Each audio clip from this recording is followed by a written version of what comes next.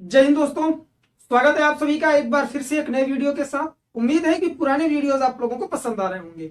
जैसा कि आप लोगों को पता है, इस समय हमारे मध्यकालीन भारत के इतिहास की सीरीज चल रही है, जिसके तहत आज के वीडियो में हम लोग बहमनी साम्राज्य को समझने वाले हैं। पिछले वीडियो में हम लोगों ने बात की थी विजयनगर साम्राज्य के बारे में। अगर आप लोग चैनल पर नए हैं, पुराने वीडियोज नहीं देखे हैं, तो एक बार इस वीडियो के डिस्क्रिप्शन में जाकर सभी वीडियोज आप लोग देख सकते हैं, क्योंकि जितने भी अभी तक लेक्चर मध्यकालीन भारत के इतिहास के दिए गए हैं, उन सभी वीडियो की लिंक इस वीडियो के डिस्क्रिप्शन में दे दी गई है।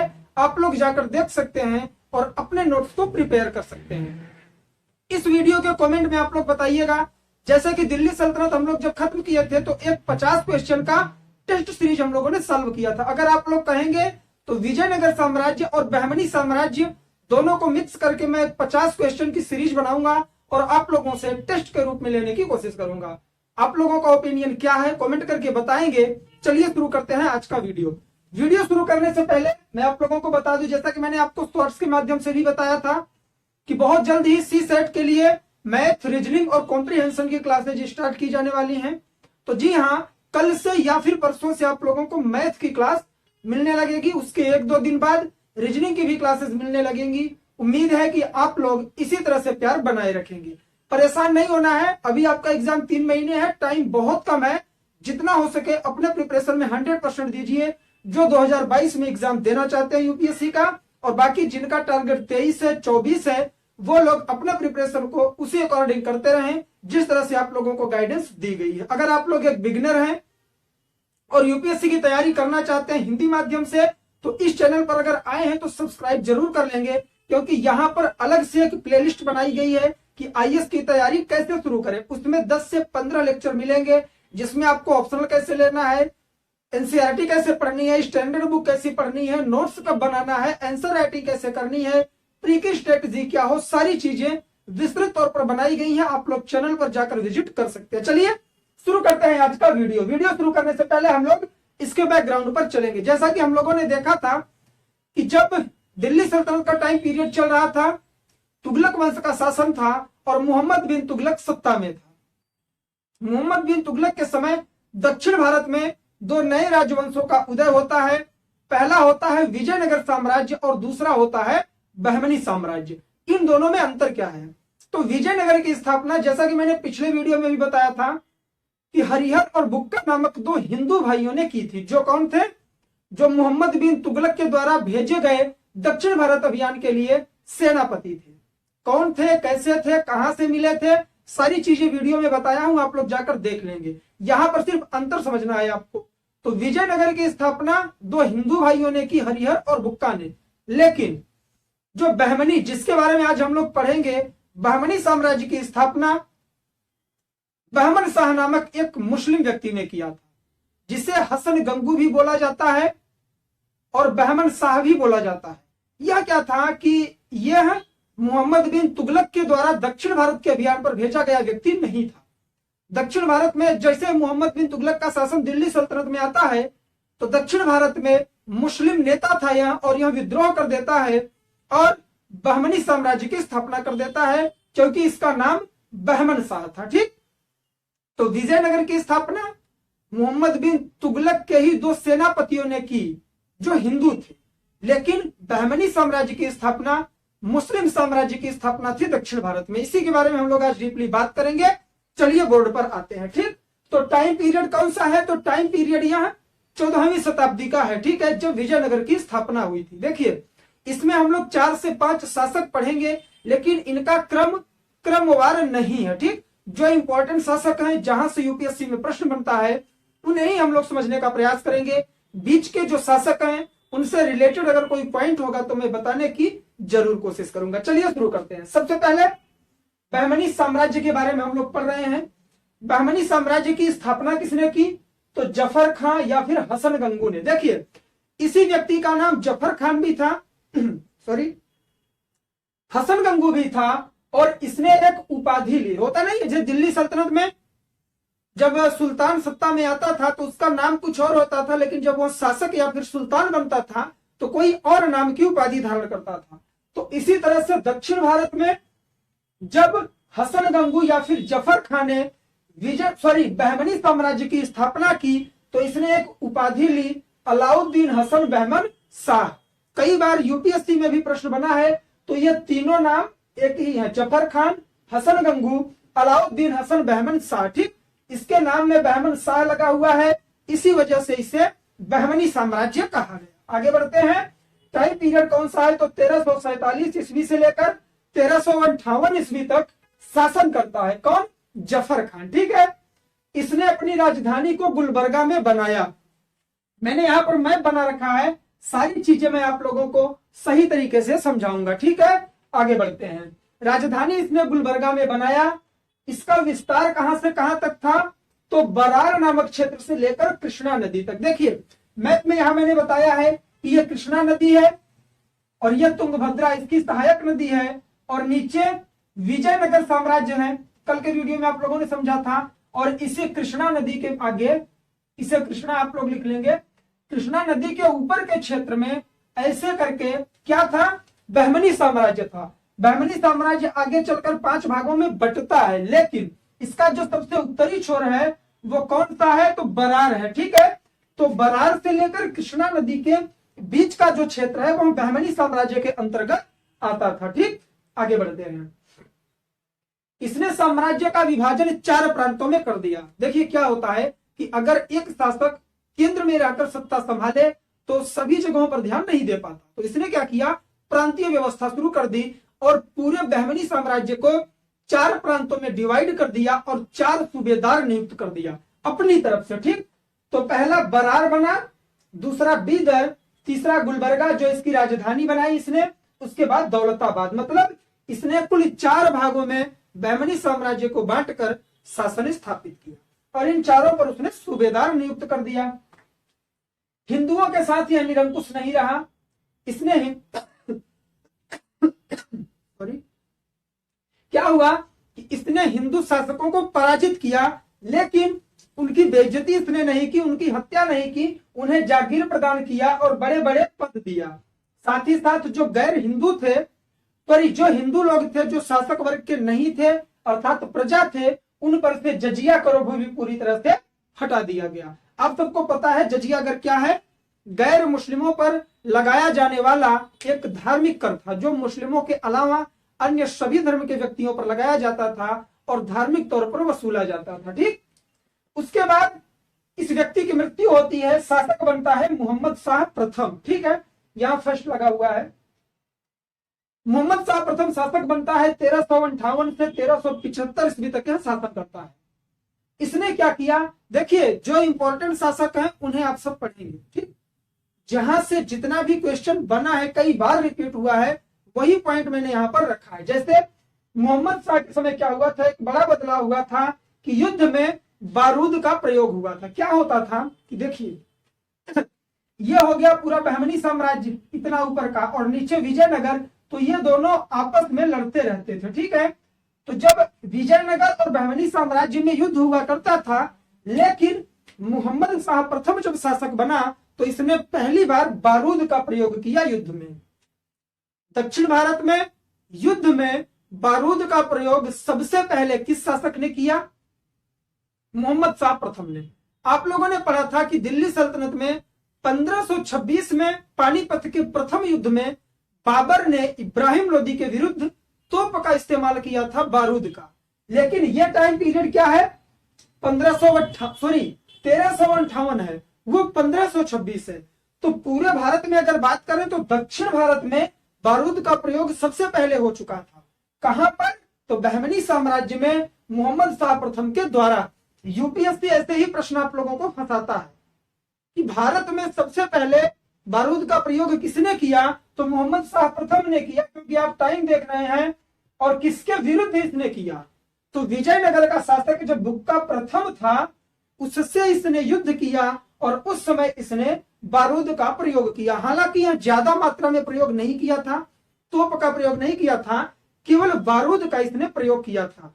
तो यह बाबर से पहले भारत में बारूद का प्रयोग युद्ध में हुआ था। ठीक, आगे बढ़ते हैं। इससे रिलेटेड एक ही पॉइंट है, समझ लेंगे आप लोग। फिर आता है मोहम्मद शाह द्वितीय, और इसका टाइम पीरियड है 1378 से 1397 ईस्वी। इसके समय दो बदलाव होते हैं, दो तीन इंपॉर्टेंट हैं।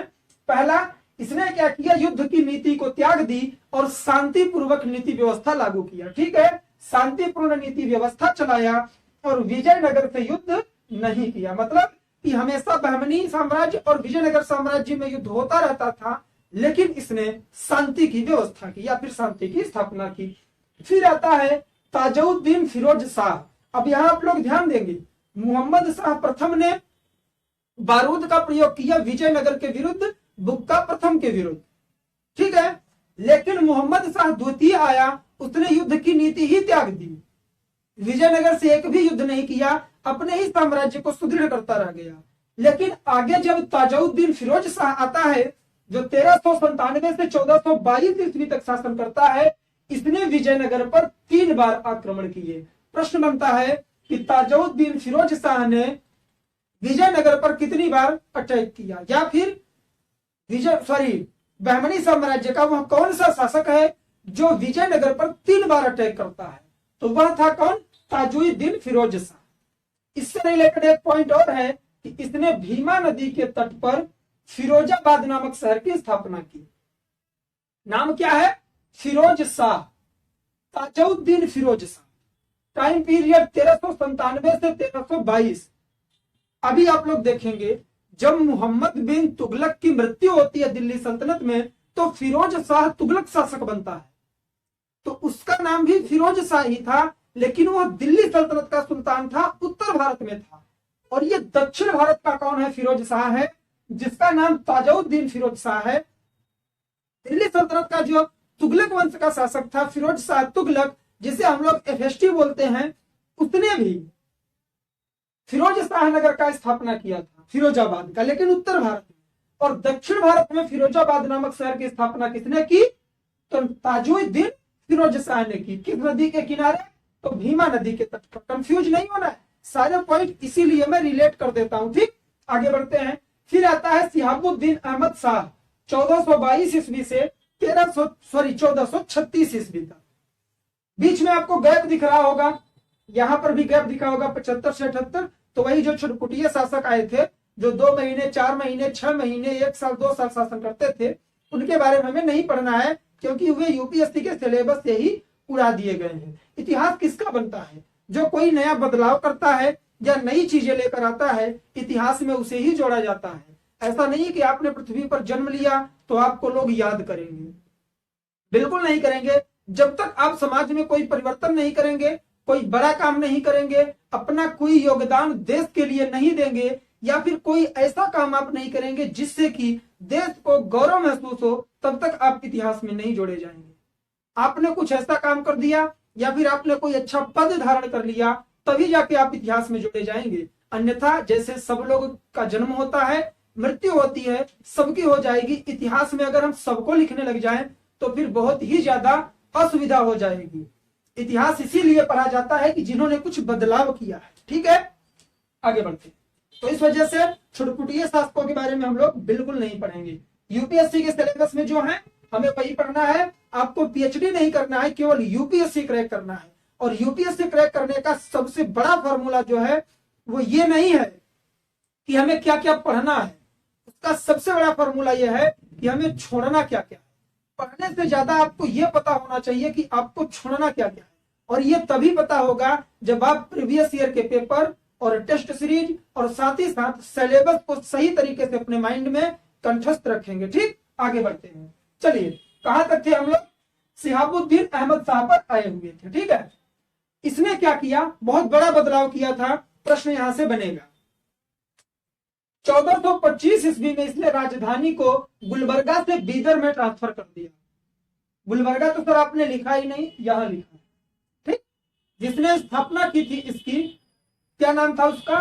जफर खां, हसन गंगू या फिर हसन बहमन शाह। उस व्यक्ति ने राजधानी को गुलबर्गा रखा। जितने भी शासक आए सबने राजधानी को गुलबर्गा ही रहने दिया।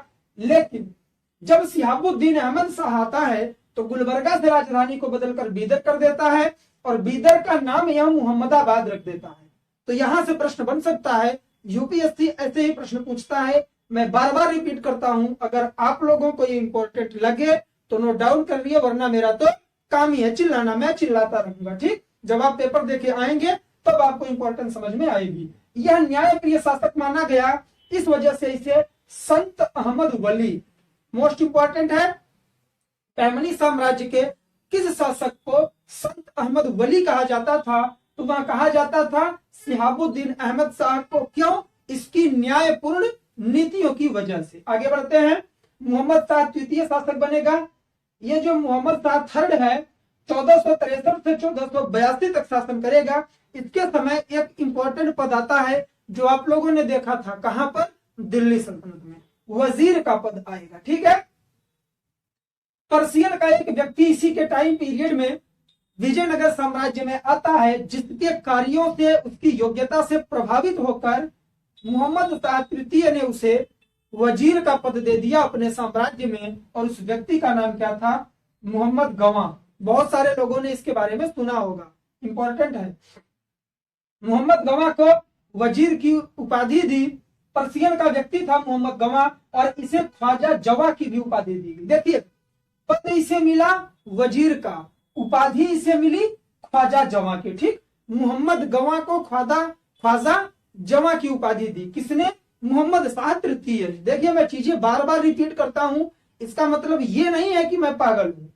मैं सिर्फ इस वजह से चिल्लाता हूं कि आप लोगों को चीजें वीडियो के साथ ही याद हों। अगर मैं इतनी मेहनत कर रहा हूं तो उसका सबसे बड़ा रीजन ये है कि आप लोगों का सिलेक्शन देखना। ठीक है ना? तो आप लोग ये सोच के आगे मत भागा करिए कि सिर्फ मैं इसका स्क्रीनशॉट लेकर सेलेक्ट हो जाऊंगा या हो जाऊंगी। लास्ट तक रहा करिए, सारी चीजें आप लोगों के लिए इंपॉर्टेंट है जो मैं बताता हूं। फालतू चीजें वैसे भी मैं नहीं एक्सप्लेन करता। ठीक, चलिए, इसने क्या किया कि क्षेत्र का विभाजन 8 भागों में कर दिया। अलाउद्दीन हसन बहमन शाह ने 4 भागों में बांटा था, इसने 8 भागों में बांट दिया। इसके समय एक रूसी यात्री आया, निकितिन नाम का रूसी यात्री विजयनगर साम्राज्य का भ्रमण करने आया। उसके बाद इसका अंतिम शासक आता है खलीमुल्लाह या फिर कलीमुल्लाह। मुल्लाह है ये, ठीक, देख लेंगे आप लोग। कलीमुल्लाह या फिर खलीमुल्लाह यह अंतिम शासक था। नोट के रूप में आप लोग लिख लेंगे कि विजयनगर साम्राज्य में कुल 18 शासक आए और जिसने 175 वर्षों तक शासन किया। चलिए, अब खत्म होता है हमारा बहमनी साम्राज्य। अब हम लोग बात करेंगे बहमनी साम्राज्य के विघटन के बाद की स्थिति। जैसा कि आप लोगों ने देखा कि जो हसन गंगू था, ठीक है, हसन गंगू या फिर जफर खां या फिर बहमन शाह, जिसने इसकी स्थापना की थी, इसने क्या किया था कि बहमनी साम्राज्य को पूरे 4 भागों में डिवाइड कर दिया था। लेकिन आगे चल के जब शासक कौन बनता है? मोहम्मद शाह तृतीय। तो यह क्या करता है? एक पर्शियन व्यक्ति जिसका नाम क्या था? मोहम्मद गवां, उसे वजीर बना देता है। ऐसा कहा जाता है कि बहमनी साम्राज्य को स्ट्रॉन्ग करने वाला अगर कोई शासक या फिर था वजीर तो कौन था? मोहम्मद गवां था, मोहम्मद शाह तृतीय के दरबार का। ठीक है, पूरे बहमनी साम्राज्य को सबसे ज्यादा मजबूती कब मिली? तो मोहम्मद शाह तृतीय का टाइम पीरियड में। इसने 8 भागों में इसे डिवाइड कर दिया था। उसके बाद बहमनी साम्राज्य की समाप्ति हो जाती है। आप लोगों ने इतिहास की परंपरा देखी होगी, मैं कई वीडियो में रिपीट भी किया हूं कि जब कोई बड़ा साम्राज्य टूटता है तो जो छोटे छोटे शासक होते हैं वो अपने आप को स्वतंत्र कर देते हैं। यही हुआ बहमनी साम्राज्य के साथ।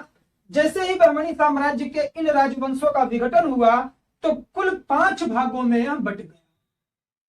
ठीक, पहला बरार, दूसरा बीजापुर, तीसरा अहमदनगर, चौथा गोलकुंडा और 5वां बीदर।